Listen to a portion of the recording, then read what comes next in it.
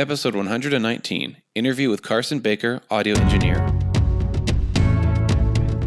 In this episode, I'll be talking with my friend Carson Baker, who's an audio engineer that records albums, church services, does consultation, and a bunch of other really cool audio-related things. So if you're into music, recording, production, or audio engineering, you're going to really enjoy this episode. All right, well, let's get to it.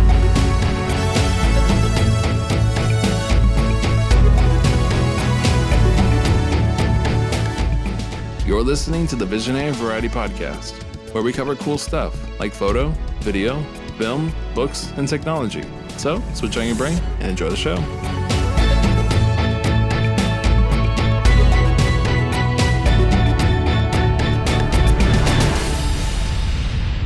All right, Carson, thank you so much for joining us on this episode. How are you doing today? I'm doing great, man.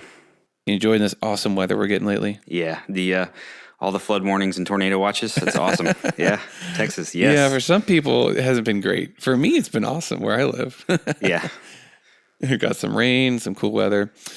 Well, this is going to be a fun episode because I've known you for a long time, and you actually helped set up kind of our audio settings and mastering, things like that. So thank you. Yeah, that was fun. Yeah, I remember we did a quick check, and then we went out to the car, plugged it into the car, and it's like, hey, you like that? You're like, yeah. Here we are. Yeah. A little over 2 years later. Yeah. Using the Carson preset. So Carson, for those listening that don't know you, tell us a little bit about who you are and what do you do? So I'm a sound engineer, and I'm also a technology director at Tree of Life Church. So not only do I do sound, pro lighting, and IT as well. So I'm kind of an IT jack of all trades. And so I've been doing this as a sound engineer since I went to, well, before actually, but officially, I went to a school in 2005 called the Conservatory of Recording Arts and Sciences, and that's kind of kicked my audio career off. So I've been doing it since 2005. I have lots of different experiences, like you said, Daniel, just recording and live sound and, voiceover and, podcast, all kinds of things. So that's really great. So tell us, how did you get into this field? I just love sound to start with. I just was just so drawn to music as a kid. Funny story I tell people is that my mom used to put me to sleep to Van Halen's 1984 album. So, and when the rock and roll would stop, I would wake up. She'd have to put the record back on. So, as a kid, I used to go to my mom's stereo and play with the equalizer. I would just play and tune in stations and play with the equalizer. That's where it all began. Yeah, and so I was always fascinated with music. And then fast forward to high school, I got into DJing, so like actual vinyl DJing, scratch DJ. And then I started recording my stuff, and then I got into a metal band, and I was like, man, I really want to record. So I recorded, I got one of those Fostex hard disk recorders back in the day. Started recording mixtapes and, demos, and I was like, I really love this. So I went to school for it right after high school, and did an internship in LA at El Dorado Recording, if it's still around down there in Burbank. Very cool. And then just kind of went from there. Did some time in the military, kind of had like I was an electronics technician in the Coast Guard, and kind of took a little bit of a detour, but came back to sound when I came back to Tree of Life Church and got hired on full time as a sound engineer. And then kind of it grew from there. As working at a church, you start to take on a lot of hats. Oh, yeah. So now over time, you just kind of pick up new stuff. So. Yeah, I remember you were the sound man, audio engineer at the youth group when I was playing keyboard and synthesizer on the band. Yes. And I think you even scratched some records a few times when I was on stage. Yes, I had the turntables. If you have the old Source video, I got my really long hair and my turntables. Oh, yes. Yes. The skater hair. Yeah. So that's awesome. Good memories. And well, I always tell people, if you want to get amazing at something, just don't quit. And you never quit. You're here and you're doing amazing things. I've wanted to quit many times. Being a good sound engineer is not an easy task to take or an easy road to follow. I really tell people it's like climbing a mountain, and the closer to the top you get, the harder it gets for every inch. Starts off pretty easy, learning the basics, but then when you're trying to get up to the tippy top and be an A-list, top shelf kind of guy, it gets harder and harder and harder. It takes more to get to the next level. Exactly, more and more effort. And so that's where I'm at. I'm really trying to push it that last, little bit to really just take off and just move forward as a sound engineer. I think as a sound engineer, you just don't quit learning. You have to keep going and learning new tricks. And Yeah, totally. It's the same with photography. You never reach a point where you're done and you're just making a bunch of money. It's like you're always should be. I mean, I guess there are people out there that aren't improving, and I feel bad for them. Yeah. But most of these creative fields, I'm going to say all of them, you shouldn't stop. You should always be looking for a new way to improve your craft or improve the business side behind your craft. Yeah. And you'll go far that way. I think that's great. Like what you said is improving your craft. Like you got to have to offer somebody a product of some quality, Yes. and I had to go through that where I would, people did take a chance on my early mixes and masters, and I did do good for them. It really stretched me each time I took on a project, Yeah. Now, where did you go to school again? A Conservatory of Recording Arts and Sciences. I know it's a mouthful, but it's in Arizona. I think for sound engineering, that's something you need to go to school for. Do you agree? I've had this debate with a lot of people, and actually, when I was on Abby's podcast, he asked me, "Do you think it's worth going to school?" And I was like, Ooh. so if I use the mountain, I'm gonna climb a mountain to the top of this industry analogy. What's going to happen is the next thing I'm going to say is, well, it's the people who start off at a studio and just try to start learning on the road or whatever. They're just kind of going in cold turkey, and not cold turkey, but just with nothing, with no knowledge, and just trying to show up and intern somewhere. Those guys do not like school guys because they kind of did it the hard way. They feel like they've earned it more, I guess, in one sense or another. But the difference is not that it's one's better than the other. I don't think there's a difference between the two, honestly. But I think the biggest, and I might make some people mad by saying that, but the biggest difference is when you are going to start climbing that mountain, the person who doesn't have school is barefoot with just a shirt on their back. The person who went to school has protein bars, has got gear, boots, and all the other stuff. Just is prepared to go up the mountain, right? So they walk in, they shoot past people that really had to claw a lot just to get to some basic places, and they've already got the knowledge, and they walk out and go, "Hey, how's it going?" and just walk right past. And not that they don't end up the same place, but I feel like the guys who go to school definitely have a jump on everybody else because the basics are just done. The fundamentals are done. They know the fundamentals. Yeah. It doesn't make you a good engineer. Going to school does not make you a good sound engineer. It just gets you started. It gives you everything you need to start without having to go and take leaves and make your own boots out of them or whatever. Like make your own gear out of sticks. You already have it to go. So. Yeah, you've graduated, or you don't have to go to the School of Hard Knocks. You just kind of get a leap forward with the tools and the knowledge that you'll need to succeed a little quicker. Yeah, it definitely hits a fast forward button. Like it jumps you up 3 or 4 years up the process pretty quickly. Yeah. So I didn't go to school for photography, but I kind of feel like school to be a photographer is much less necessary these days. I'm sure there's some photographers out there that'll very much disagree with me, but I know there's a lot of others that will agree that did go to school. And I've heard from multiple sources that most photographers that go to school, they learn the photography part, but they don't learn the business part. So they come out ready to make, 6 figures, and they don't know how to run a business. Yeah, that's difficult. So I actually tell people, hey, go to business school and learn photography in between on your own outside of school. There's so many ways to learn photography without going to college for that. But the business side, you should learn that. You should learn that in college. Yeah, and so for my college degree right now, I kind of switched degrees. I was going for IT security or IT administration for where I work now, but I kind of learned that faster than college could teach me. That's because I had to, partly. But because I needed things faster than they could teach me.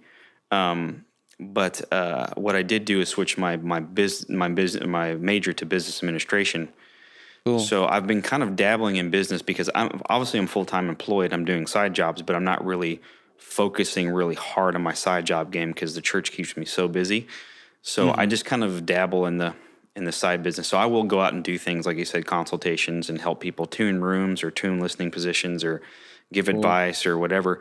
So I have the skills, and I'll do a little bit here and there. But I agree. I think the business savviness. I kind of started using.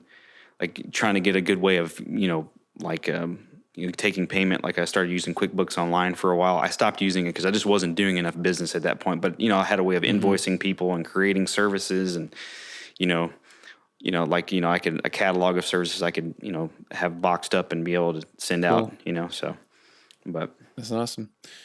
Great. Well, let's talk a little bit more about your current job. What is your favorite part of your job? Like, what's the thing to just really get your gears going, makes you smile? I got into the Coast Guard for the same reason I got into church ministry, is because I like helping people. I like making a positive difference in the world.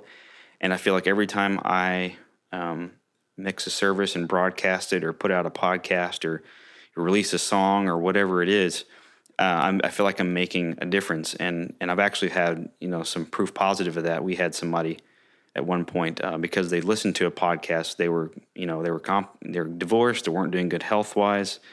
They were contemplating maybe committing suicide or something like that. And they said, "Hey, I found your podcast." And I just say, "Hey, that's down the road. I think I'm just going to show up." And from that point forward, their life got turned around. So I had a really cool, I'm sure there's more than one story out there like that, but that's one I got to hear about.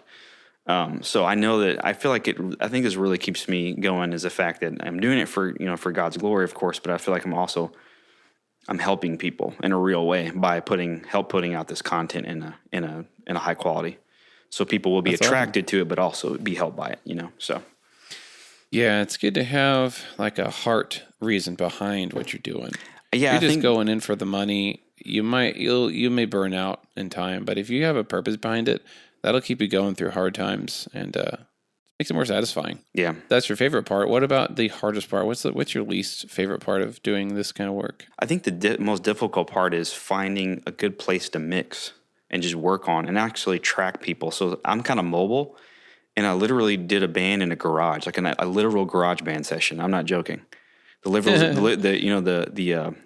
the vocals recorded in the living room, and like that's what I had to do. And sometimes as a sound engineer, one of the most difficult things is getting your hands on good gear, but not only getting your hands on good gear, but having a place to do it, And so a lot of times people do it in a bedroom or a corner somewhere in their house, and which is so frustrating because it's hard to get a good environment where you won't be interrupted constantly, and it's a good acoustic environment. So, it helps you get a good quality product. And so just having the space is a big deal. And I think that's one of the most frustrating things about being a sound engineer, especially like freelance like me on the side, but also at church, like, I just have to find a place to do this stuff. We don't have a recording studio anywhere, I just have to find a place to make it work. And that can be some of the most difficult things, is just, finding a good spot.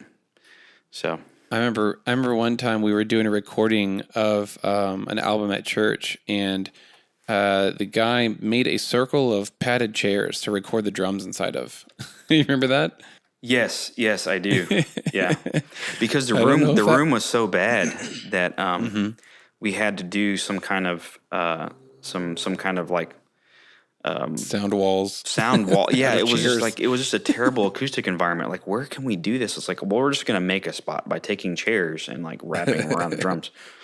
Yeah, and they had a good amount of padding, so they absorbed a lot of the frequencies. And the room was nice and big. The problem was that the AC was so darn loud. It was like squeaking and whining, and like, oh my gosh, like, so we had to do that to get a good recording. So I'm sure you could write a book of the weird things you've jerry-rigged and done to get a great sound. And sometimes you just have to. You got no other choice. Yeah, you got to be real creative, find solutions. Right?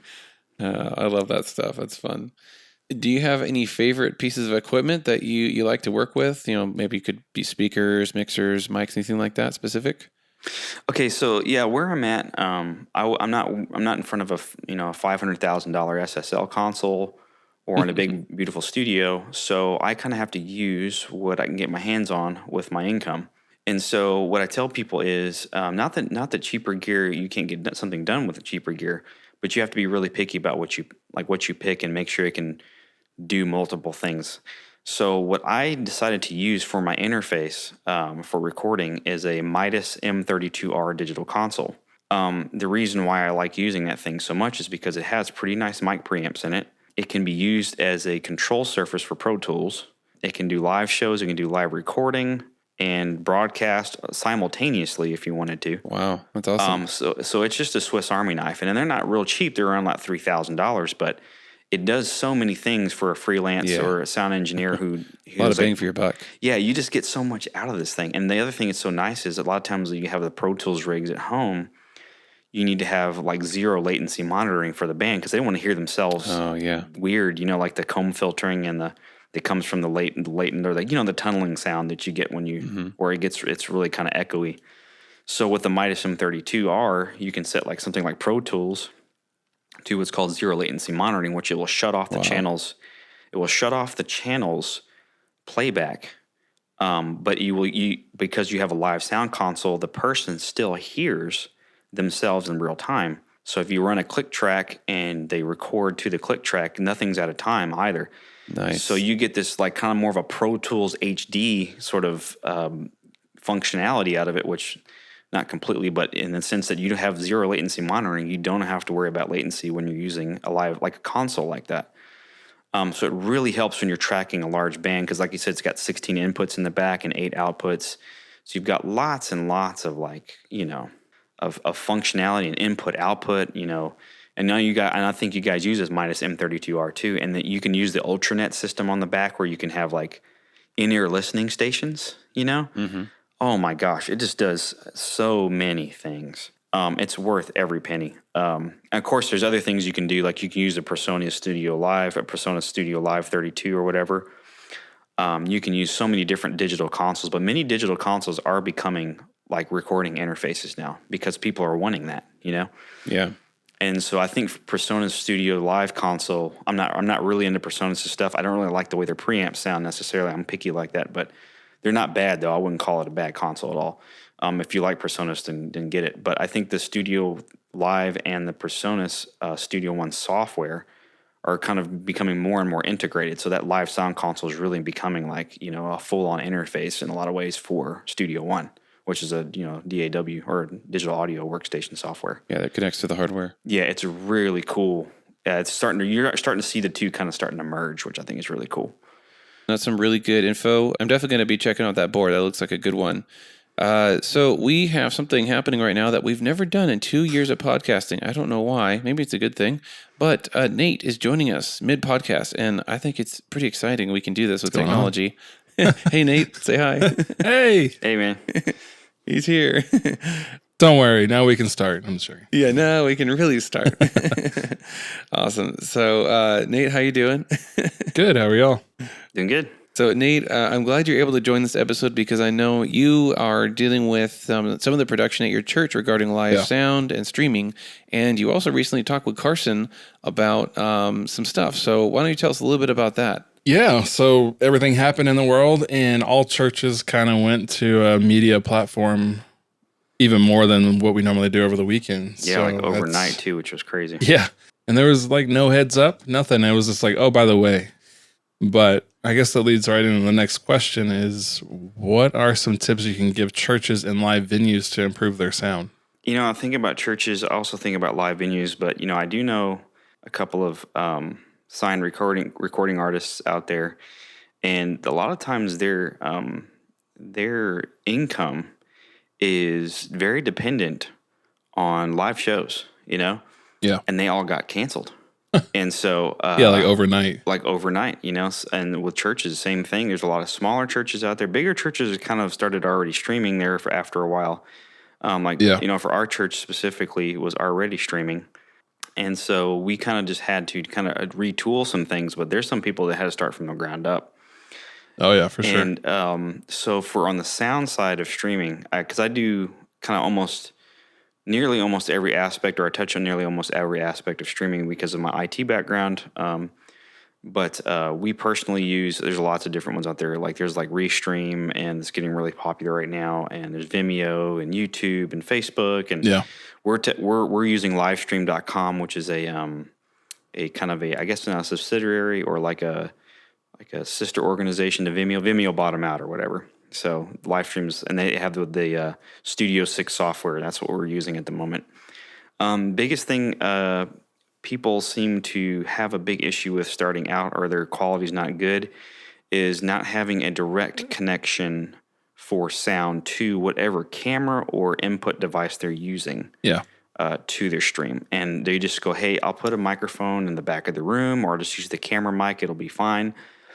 A lot of times the issue with that is if you know about cameras, to get the right angle, sometimes you have to zoom out or you have to get farther away. The problem is the microphone goes with it because it's integrated, of course. And so you get this really ambient, like unintelligent sound. Like you just really can't make out what's happening because it's so far away. So having a direct connection somehow for sound, like even if you're using an iPhone or you're an artist or a new church or a church is trying to jump into this, like a good option is to get like one of those. If you're using, I think they do this for Android and iPhones, or tablets, but like Zoom and Shure microphones makes these like iPod and iPad and Android phone interfaces that you can put in a full-in XLR cable or quarter-inch cable. Even iRig makes one, so that you can actually get direct sound into your phone or your iPad or whatever you're using. Which is huge because phones are great, but just not for what what they're using them for. So just even that start is just like day and night. And, and if you think about it, if you're trying to you have to get farther away for your shot because with a phone or if you have a fixed lens, you don't have like a lot of zoom in capability without getting lots of grain. So you can move that iPhone or iPad or Android tablet or whatever is as far away as you need to go. But if you have the interface, you can run a cable all the way over to that device. It could even be a laptop. If a laptop, I would definitely get like a USB audio interface of some sort. Even something as cheaper as a Behringer Euphoria or a M Audio 2x2M or like a Focusrite 2i2, something like that, just to get the audio in directly instead of having it come through like just a cheap integrated mic because it's not going to sound good. So the other thing I would say to do, what's another big one? Oh, yes, we talked about this, is monitoring. And me and Daniel talked about this before the show too, was the fact that monitoring is a big deal. If you can't hear it right, you're just not going to be able to mix it right. So getting a good pair of reference headphones that you can use to actually adjust your stream, like EQ or compression or just overall anything, you need to have a good reference point for your incoming broadcast audio. So I really highly recommend, these are entry level, a pair of reference headphones, but Shure makes one called the SRH 840. And they're great. Yeah, they're really good. They're like $200, and they even come with an extra pair of ear cups inside, which is kind of cool. And it has the cable is replaceable, so you kind of going to spend some more on these headphones. But the nice thing is that some of the parts are replaceable. So if you break a cable or your ear cups get worn out, you can just replace them. So if you're going to spend some money, sometimes it gives people a little bit more of a, you know what I mean? Like, hey, I'm going to spend this money, but at least I can fix it if I need to. Correct. If you're going to go above that to something higher end, you're looking at headphones like Audeze, which is AUDEZE. I believe they're American made, if I remember right. If not, it's not here nor there. But the point is that they make an entry level one that's brand new. I think it's the LCD one, if I'm not mistaken. It's a $400 pair of open back headphones. Not really good for live environments, unfortunately, but they're really good for referencing. For closed back, you have a couple of premium ones like the Atom Audio SP5, which is a great. Atom Audio is a high-end studio monitor company that made their own headphones, and the other one is the Audeze LCD2C, which is the closed back version, which are really, really accurate. So if you can hear it right, I mean, the Audeze one, the LCD2s are probably near like world-class mastering grade headphones. I mean, they're really nice for $900. And obviously because of the cost too, but they really are accurate headphones. Yeah. With monitoring, dude, I mean, the $200 option's awesome, but don't cheap out. And that's one thing I've seen many years is that everybody's like, no, I'm good. I don't really need nice headphones, which is stupid. Yeah. And then they're like, I don't know what's happening. I'm like, man, we got to spend a little bit of money here. Something used. I don't care. Yeah. And so we've been speaking on gear, which is awesome. So have you purchased any recent gear for yourself or for a venue, church?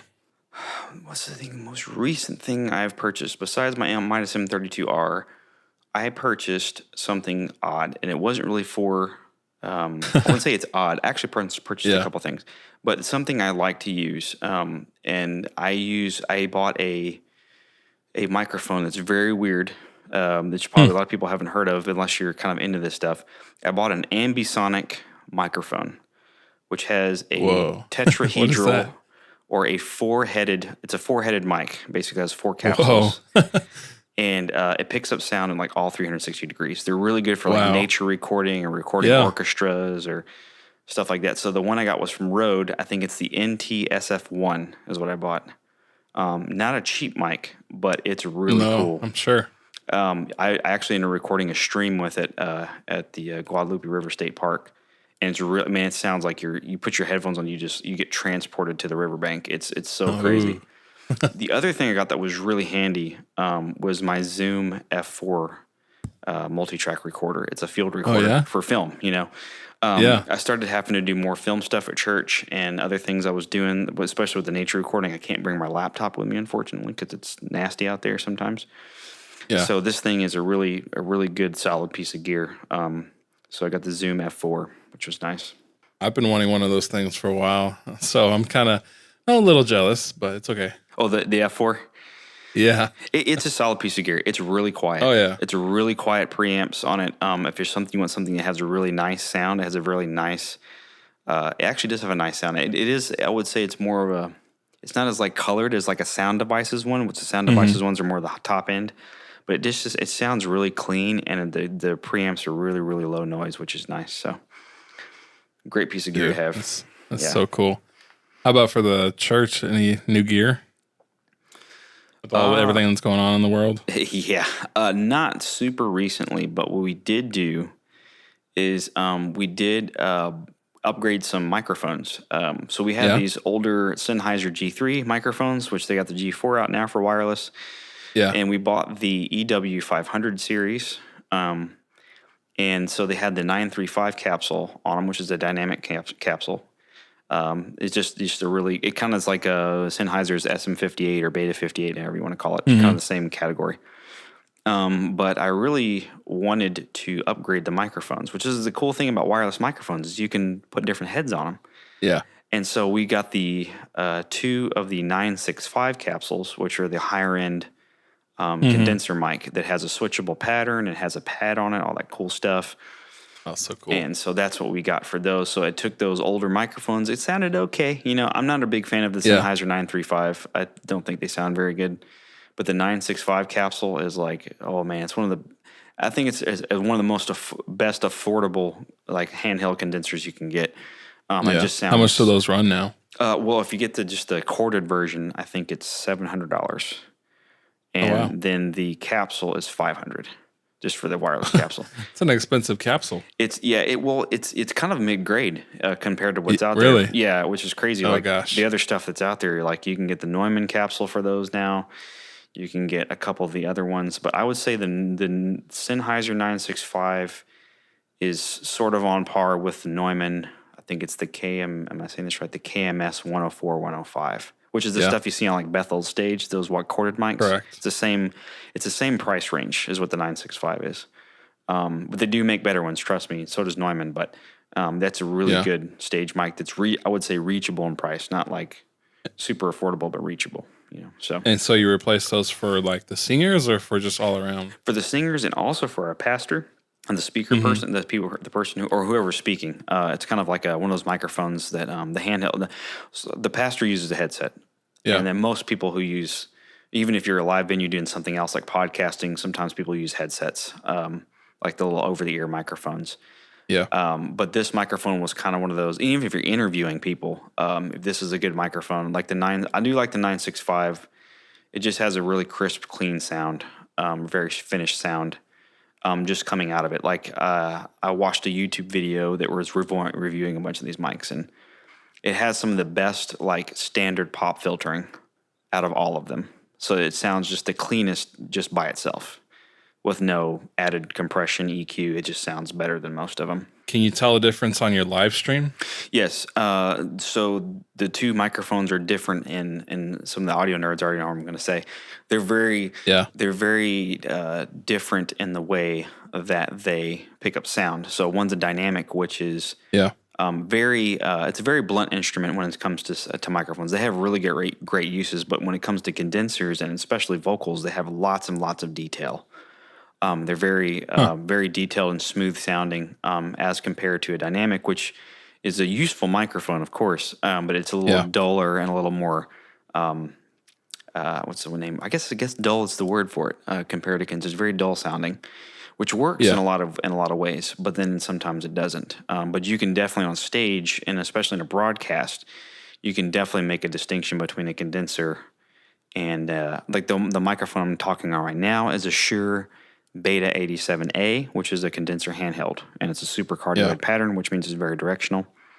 And so I have a Beta 87A, which I really like. A Beta 87A is a very good microphone, and they're much more affordable than a Sennheiser 965. They're about $250, and the capsules are cheaper. So if you want to go in between, the Beta 87 is a really, really good vocal mic. It's very good. I think that was the microphone you recommended when I was talking about like interview style stuff for conferences and stuff. Yes, and especially for like at home doing podcasts, doing home concerts or venues. Like the Beta 87 is a really good mic. It's a really good condenser mic. So it's crazy to think that there's so many different microphones. People are like, no, that. You could take a whole podcast on microphones, and you wouldn't get done with it. So. So where can our listeners hear your work or find you online? I really like to learn about sound. I like to keep learning about sound, and of course, improving my craft. Yeah. So what I do is what we started was kind of a life group for sound engineers. And anyone's welcome to join. Definitely have to, of course, like to meet you and things like that. We have friends of the group, invite their other friends. But it's called Knobs and Faders, and it's on Facebook. And so we do have church folks that come, and also we have other people who just love sound to come in from the industry out there. And it's kind of a little brain trust of sound engineers we're building there, and we just all talk about different subjects, and we learn each other's kung fu, how we do things and how we process things and what our processes are. So it's a very cool learning experience. And then the next thing is it's kind of a long name. I might be rebranding at some point, but I have another Facebook page. And like I said, I was telling Daniel, I do side work. It's not really, really something I do a lot at the moment, just because I'm so involved in, with my main job. But I do consultations. I do come out and help people and do things. And that's called, it's kind of long name because I have so many things I do. It's called Nexus Integrated Systems and Services. It's kind of a long name and it's a mouthful. But since I do IT, I do lighting, I do sound, I do so many different things. I kind of try to come up with a name that kind of incorporated all of that stuff. So that's what's the name of that. And then also for my audio work, our church just released an official single. So it's Tree of Life Worship is the name of the band.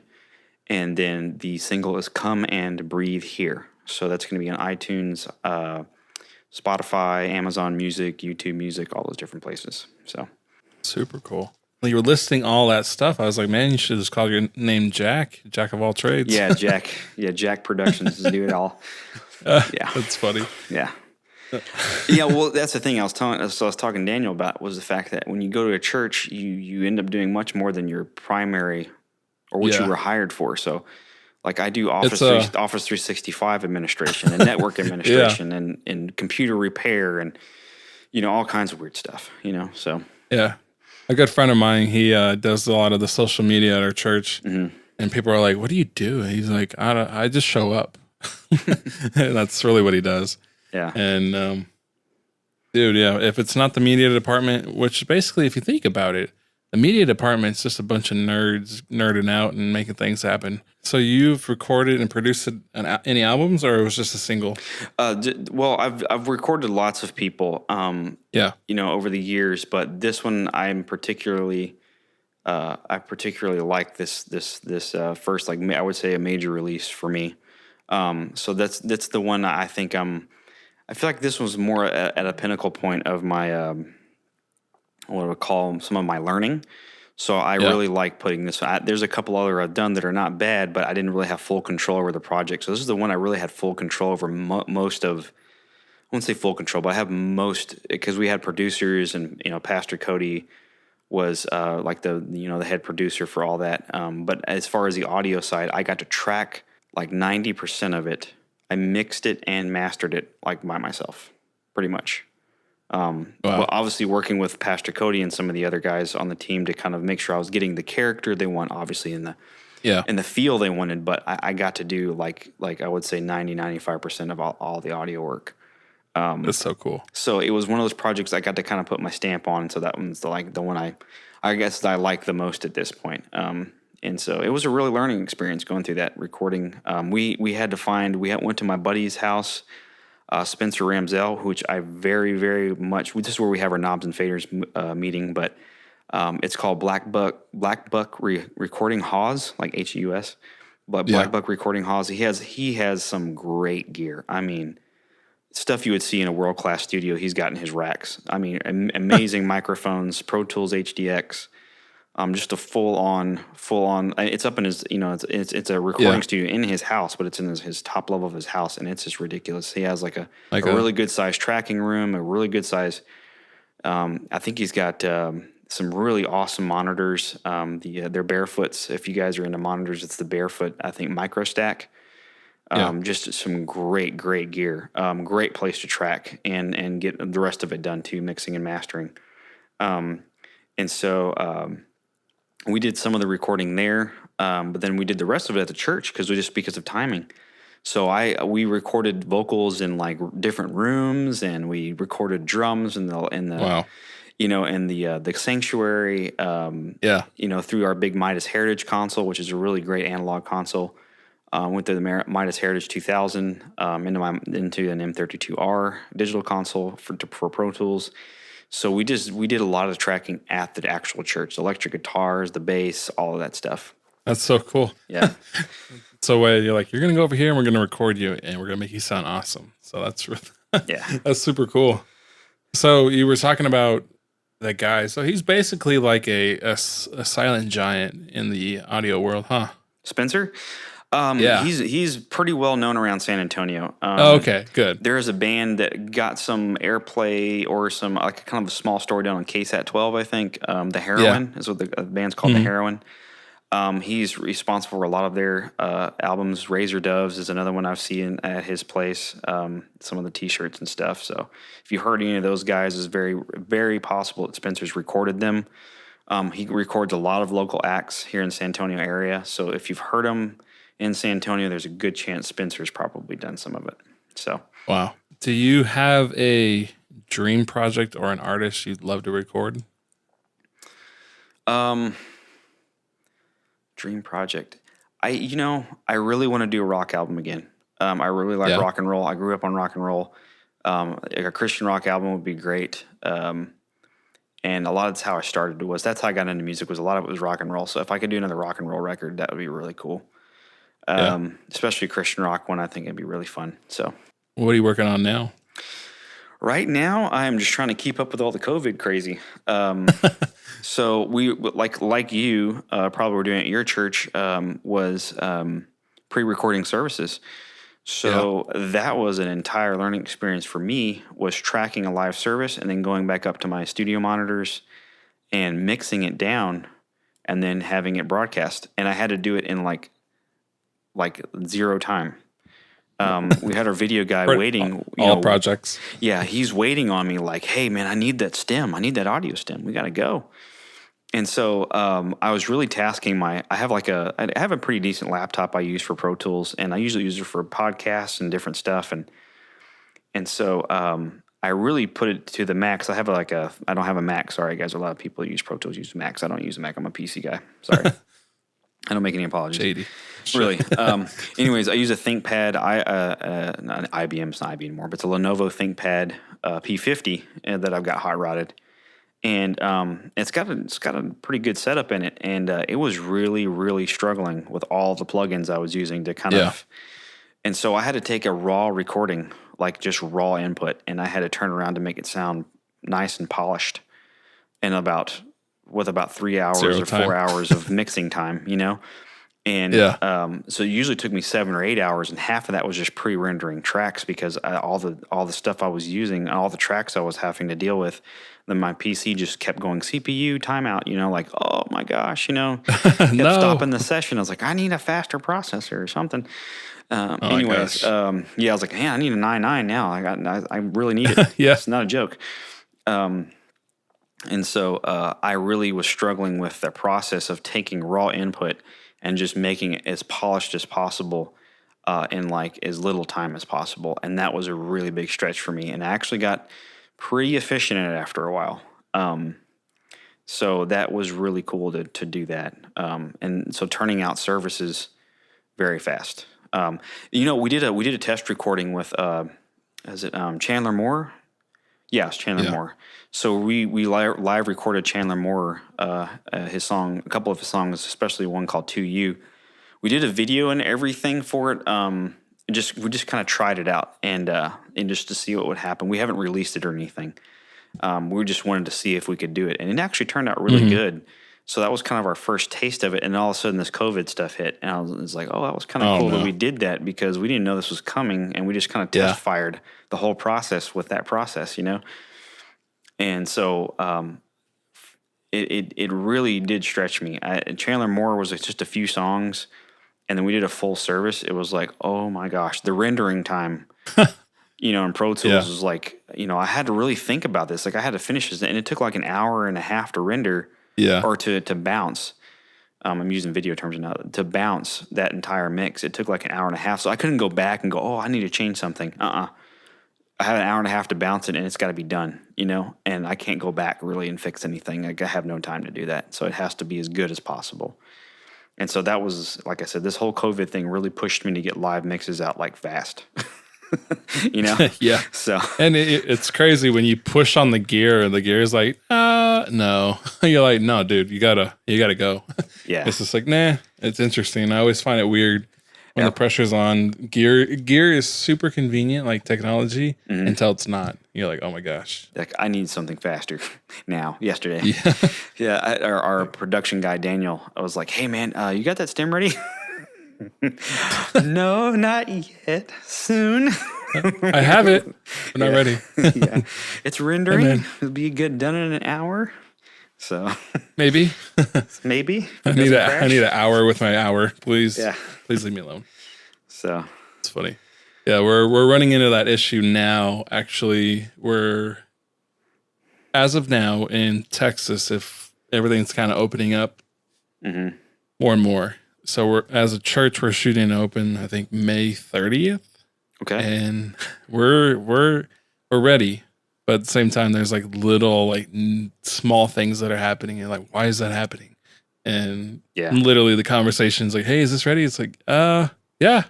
Give me a what? And then it's pretty much those same conversations. It's like, hey man, this needs to be done.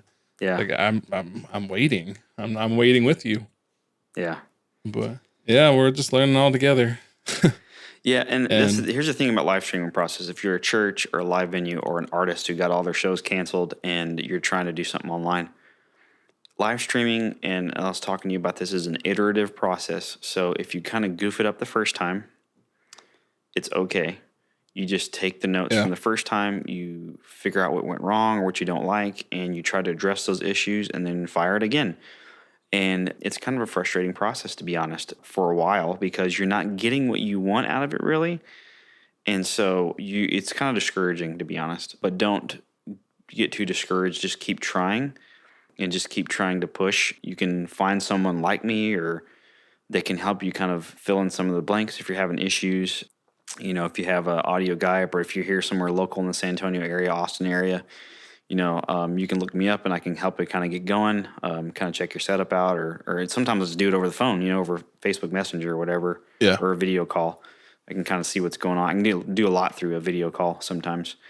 But just keep trying because like I said, it's going to be a new process for a lot of people and you're not going to know everything right off the jump. Give it a shot, just do some research or find some gear you're comfortable with and give it a shot. And if it doesn't turn out great, it's okay. Just dust yourself off and fix whatever it was and try it again. Yeah. That's the best advice I can give people when they're starting to stream the first time, especially a church that, they don't really have a lot of budget and stuff. And neither did we when we started. We just had to kind of cobble it together, with what we had and try to figure it out. And I think I don't know. There's like I'm trying to think of a story of some of the Russian rockets they were trying to fire into space that they blew up. I don't know how many. They didn't do a lot of testing. They just kept firing rockets until they got it right. Sometimes that's how it is. It just keeps blowing up until you finally get one into orbit. So sometimes it kind of feels like that. Sometimes it kind of feels like an unguided process sometimes. But yeah, you reach out for information. Try to find the information. Try to hook up with people that know something. Try to use your networks, especially if you're an artist. I know there's a sound engineer somewhere, or a live venue, and just try to get in with those people, or find those people, and they'll kind of get you going. So it's kind of like the invention of the light bulb.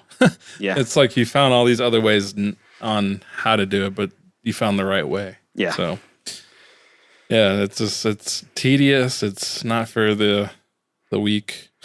Yeah, you definitely have to be persistent when it comes to streaming. It's not, like Spencer's recording studio just launched his first live stream. He was asking me about gear. I was like, what do I need to buy, man? And what should I get? And he was asking me, and he was asking Abby. I know Abby's been on your show a few times. And so he was kind of working with both of us to kind of get stuff put together for a system. And he did his first stream. It sounded pretty good. His first live, he had a band come in. It's like, hey, we'd like to do a live concert. All our shows got canceled, I think is what the scenario was. And like, can we do one at your studio? Yeah, it'd be cool. Let's try it out. So we got all the stuff together. Super cool. And some really basic gear. I think he got a Blackmagic web presenter, which is a good one. Yeah.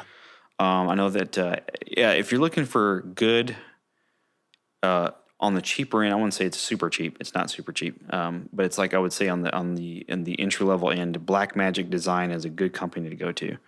They have lots of good gear, video gear, for a lot cheaper than you would think. Yeah. If you're going to TriCaster or something, they're gonna empty your bank account. But Blackmagic is a good. Blackmagic Design is a good company because it just has really good stable gear for not a lot of coin. So.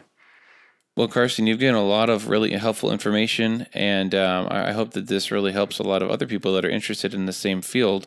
So that leads us to this question, which is our last one. Mm-hmm. For those out there that are listening that want to learn more about audio engineering, what would you suggest they do to learn and to improve?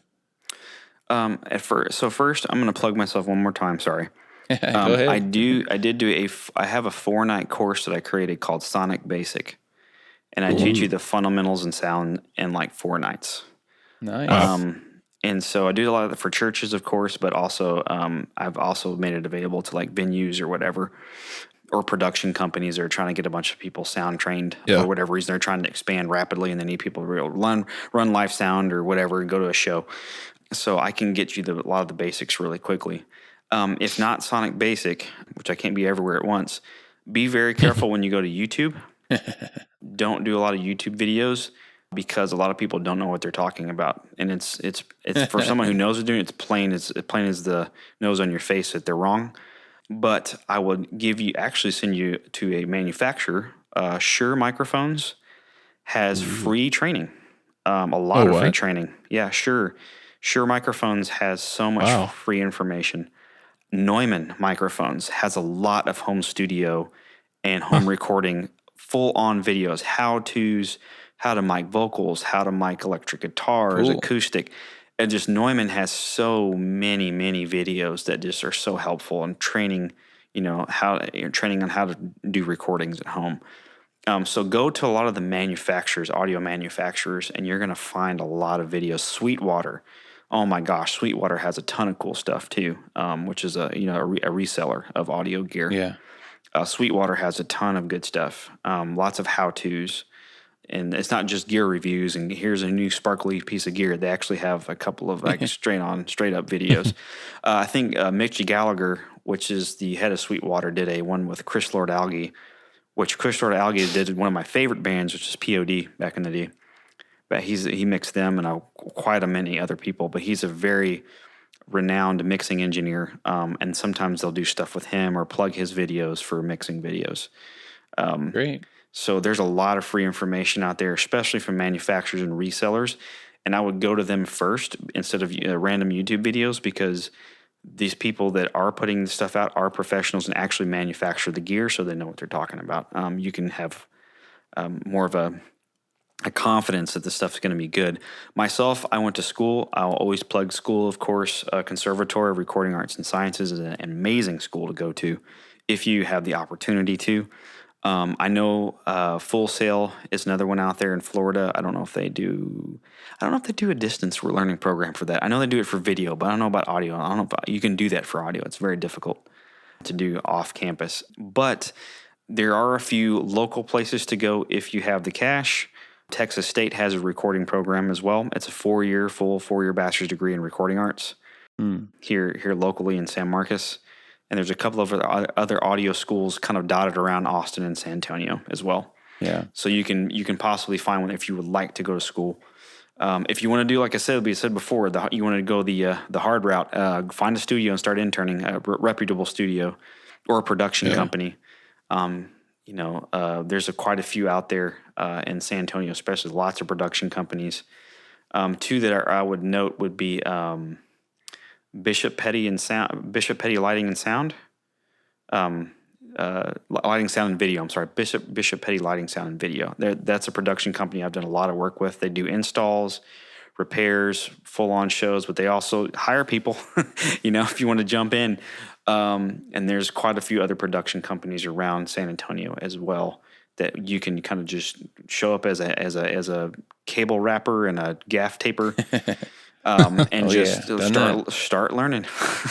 If you want to hit the booth, you hit the ground running right now. The one thing you do want to do when you show up is learn how to wrap a cable. You'll get hired probably on the spot if you can wrap a microphone cable the right way. Yeah, you'll do it properly. You'll be in good shape. When you can wrap a cable, you're hired. Come on in.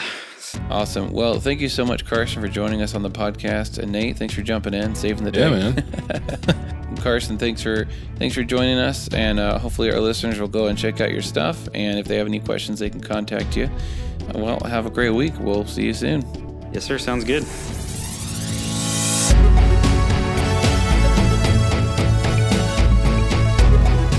If you like this show, be sure to subscribe on your favorite podcast app.